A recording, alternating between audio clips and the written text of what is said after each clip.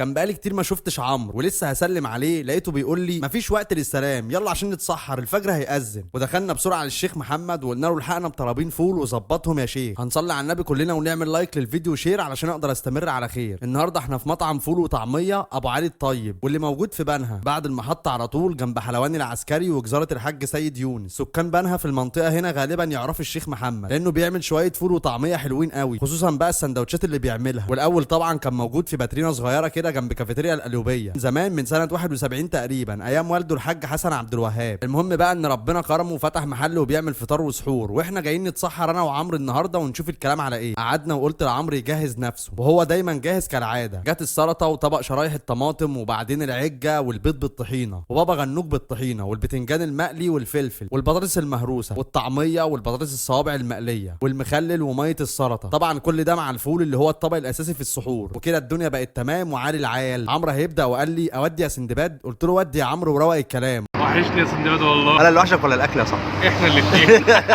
وحشتنا يا عم. وبسم الله اول حاجه قال نخش على الفول بقى، ودخل فعلا على الفول وانا مش مسؤول عن اللي هيحصل دلوقتي. وبدا يقلب كده. وبالمناسبه الفول هنا معمول بخلطه الصلصه الخفيفه مع الزيت الحار. ودن قطه يا عمرو وودي. وبعد اول لقمه قال لازم يمسي على عم محمد ويديله واحده لايك كده ويكمل على الفول ويبعت واحده كماله بقرص الطعميه. اخد لقمه وحط فيها طعميه وخدها فسحها مع البابا غنوج وبدا يعمل حركات الاخطبوط المبسوط. بعد كده دخل على عجه وقال يجربها لوحدها وعمل لقمه ولقيته رايح على الفول وقال لي معلش مش هنخلي العجه لوحدها، هاخدها مع الفول لان الفول عالمي وحلو قوي. ويزحلق الكلام بشويه ميه سلطه ويخش على اللي بعده. وقال لي هنعمل ايه بقى؟ ساندوتش مركب ونركب كل الكلام ده فيه. اعمل يا عمرو احلى مركب وفسح الكلام. عمل مركب بالعيش وركب فيه الطعميه في اول دور، بعدين نزل عليها بالفول وبلط المركب بيه، وبعدين البيض بالطحينه والبابا غنوج والعجه والبتنجان. كان ناسي البطاطس وقال لها ما اقدرش انساكي، اركبي. وبقى المركب مستعد للسفر والسياحه وعمرو نفسيته بقت مرتاحه. زحلق يا عمرو زحلق وعوم المركب كده. كان عاجبه كل اصناف الاكل ما شاء الله، وادانا احلى لايك والف هنا عليك يا عمرو. هدخل انا بقى اسمي وادوق علشان الكلام يروق. جربت كل الاصناف برضو. الفول كان بخلطه الصلصه والزيت الحار، بس انا بالنسبه لي بفضل الفول بالطحينه والزيت والليمون. والطعميه كانت حلوه وكده كده بحبها مع الطماطم اكتر من السلطه، ولو مفيش طحينه يبقى اغطس بيها في البابا غنوج بالطحينه. وكده الكلام بقى جمدان. ازحلق الكلام بقى واشوف اللي بعده. العجه برضو كانت حلوه وكلتها مع الطماطم زي الطعميه. البطاطس المقليه حلوه واللي محليها اكتر التوابل اللي عليها وكلت منها كتير. واشوف بقى البطاطس المهروسه، بس عمرو الايام دي مهروس اكتر منها ربنا يعينه. وعجبتني قوي واللي محليها التتبيله وخلطه الثوم اللي عليها. واخر حاجه بقى البيض بالطحينه واكلت منه لقمه متينه. وكان سحور جميل خصوصا ان كنت مع عمرو. وفي النهايه بقى اللي جرب السحور عند الشيخ محمد يقول لنا رايه في تعليقات، واللي لسه ما جربش وناوي يجرب لما يجرب يقول لنا برده رايه. واتمنى لكم تجربه حلوه وتبسطكم. ومع السلامه يا غاليين، اشوفكم في فيديو قريب وجديد.